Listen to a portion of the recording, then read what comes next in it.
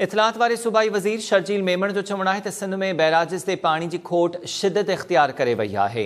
इतलात वारे सूबाई वज़ीर शर्जील मेमण सिंध में पाणी सूरतहाल ते बयान जारी कयो। संदसि चवणु आहे त कोटड़ी बैराज ते 72% पाणी जी खोट आहे। ज़राअत ऐं पीअण जे पाणी खां पोइ हाणे सनतुनि खे पाणी फरहामी बि मुतासिर थियण जो ख़दशो आहे। इरसा 91 वारे पाणी ठाह जी पासदारी में नाकाम थी वई आहे। टे रुखी फॉर्मूला जी का कानूनी हैसियत नाहे, पर इरसा इन तहत पाणी विरछ करे पियो।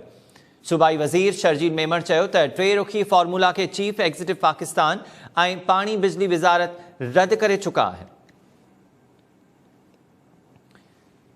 सूबाई वज़ीर शर्जील मेमण जो चवणु आहे त सिंध में बैराजिस ते पाणी जी खोट शिदत इख्तियार करे वरिती आहे। इतलात वारे सूबाई वज़ीर शर्जील मेमण सिंध में पाणी जी सूरतहाल ते बयान जारी कयो। शर्जील मेमण जो चवणु आहे त कोटड़ी बैराज ते 72% पाणी जी खोट आहे ऐं ज़राअत ऐं पीअण जे पाणी खां पोइ हाणे सनतुनि खे बि पाणी फरहामी मुतासिर थियण जो ख़दशो आहे। इरसा 91 वारे पाणी ठाह जी पासदारी में नाकाम थी वियो आहे ऐं टे रुखी फॉर्मूला जी का कानूनी हैसियत नाहे ऐं इरसा इन तहत पाणी विरछ करे पियो। तफ़सील मालूम कयूं था दोदो चांडियो खां। दोदो वधीक आगाह कजो। सुध समाज सूबाई वज़ीर शर्जील मेमण सिंध अंदर पानी की जेका शदीद खोट आहे उन ते सख़्त गलती जो इज़हार कयो आहे। सूबाई वज़ीर शर्जील मेमण पंहिंजे जारी कयल बयान में चयो आहे त सिंध जे बैराजनि में पाणी जी खोट शिदत जेका अख्तियार कंदी पई वञे। कोटड़ी बैराज ते 72% पाणी जी जेका खोट आहे। ज़राअत छा पीअण जे लाइ पाणी कोन पियो मिले, सनतुनि खे पाणी फराहम करण जे लाइ असां वटि पाणी मौजूदु आहे।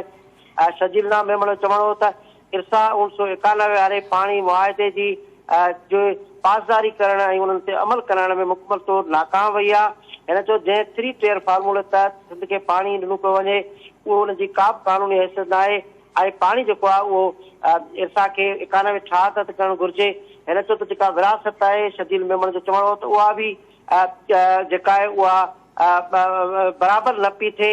94 जी वज़ारती कमेटी इजलास में जेको मामिलो साम्हूं आयो हो उन तहत चयो पियो वञे। हिन चयो त जेकॾहिं खोट आहे त पोइ खोट चइनी सूबनि में हिकु जहिड़ी विरहाई वञे, पंजाब पाणी वधीक पोइ खणे। हिन चयो त वफ़ाक़ी जेके इकायूं आहिनि उन्हनि में उनखे बराबरि पाणी मिलणु घुरिजे। चयो त ख़ैबर पख्तूनख्वा ऐं बलोचिस्तान जी खे पाणी जी खोट में हिसेदार न पियो कयो वञे, पर सॼो बोझ जेको आहे सिंध ते हणियो वियो आहे। पंजाब पंहिंजे हिसे खां वधीक पाणी करे पियो। हिन चयो त जेको ख़ुदि इरसा पंहिंजे रिपोर्ट में चयो आहे त पंजाब वधीक पाणी करे पियो। हिन चयो इरसा शर्जील मेमण चवणो त इरसा